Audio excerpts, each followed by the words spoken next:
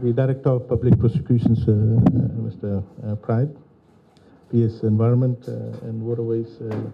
Wycliffe, Director Environment, Ms. Singh, Senior Government Officers, and of course the recently appointed prosecutors for environment. Ladies and gentlemen, it's a pleasure to be here today to support an initiative that is aimed at pushing people towards behaving responsibly when dealing with our environment and natural resources.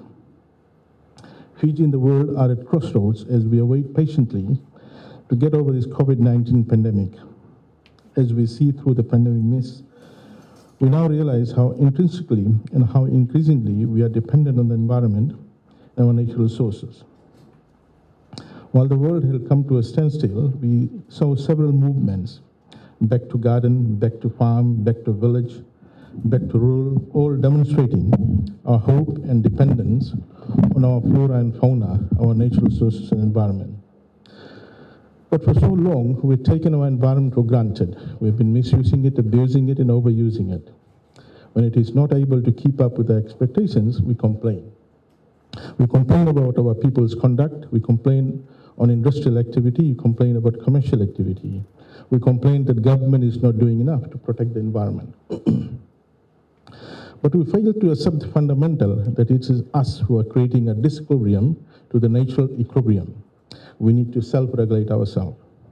Today, we are taking a bold step to send a signal to the public that we will do what is required to push them to behave in a manner that is in public's interest for not only the current generation, but also for the future generation in particular. Today, we have upskilled 7 of our staff to carry our mandate in the community to ensure the general population behave in public interest. We have 7 officers who have successfully completed the basic and advanced prosecution training provided by the Office of Director of Public Prosecution. They are now been appointed as prosecutors within the Department of Environment. This is indeed a great achievement of our ministry. This training has led our environment officers better understand the requirements of prosecution and equipping them to undertake prosecution matters in a more timely manner. But more so, be able to correct the right kind of information, the right data, and also present it in a manner which will convince the court about the case that is being put forward to. With the 7 trained prosecutors, it paves the way for ministry to improvise the enforcement of the 4 environmental laws that we are mandated to administer. And I wish to take this opportunity to send a message to the general population, the various stakeholders, institutions, the firms, the DMUs, decision-making units, that we need to be take cognizance of the environment that we are operating in, and to ensure that we fulfill our responsibility in terms of ensuring that we leave the environment in the manner which they were given for the future generations to also derive the benefits as they are deriving from. Ladies and gentlemen, there are 4 environmental laws that you will see that we will be enforcing and prosecuting for, which includes the Environmental Management Act 2005, the Ozone Depleting Substance Act 1998 and the subsequent regulations, the Endangered and Protected Species Act 2002 and subsequent regulations, and the LITA Act 2008. I'm happy to note that some of our officers passed out with distinction during this intensive prosecutors training. We consider this to be a great achievement because, having little or no experience as legal officer, you are able to participate and excel in the areas you're quite unfamiliar with.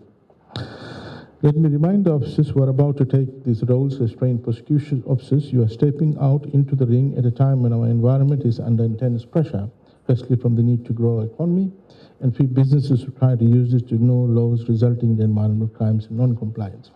Also, at this time when we are quite desperate to get an investment, you will also note that investors frequently will use that particular excuse to try and convince us to shortchange on the requirements with regard to complying with the environmental legislations.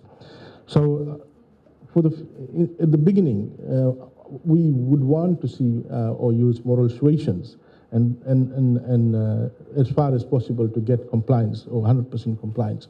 But failing that, we will not hesitate to follow through the process and prosecute those who are in breach of the legislations that we are in, custodian of. So with these words, I want to again congratulate all the officers who are now trained prosecutors. You have a new body of knowledge. You've got a new skill, and in the long run, it will benefit you as well. But this training that we have provided is basically to assist us to ensure that people behave responsibly when it comes to environment and natural resources.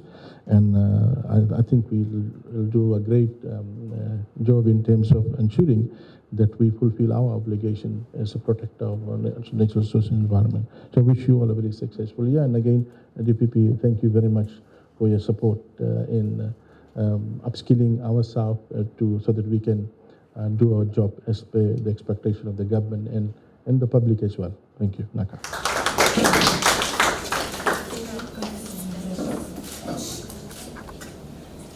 Next, JB Gondabao, graduated in 2020.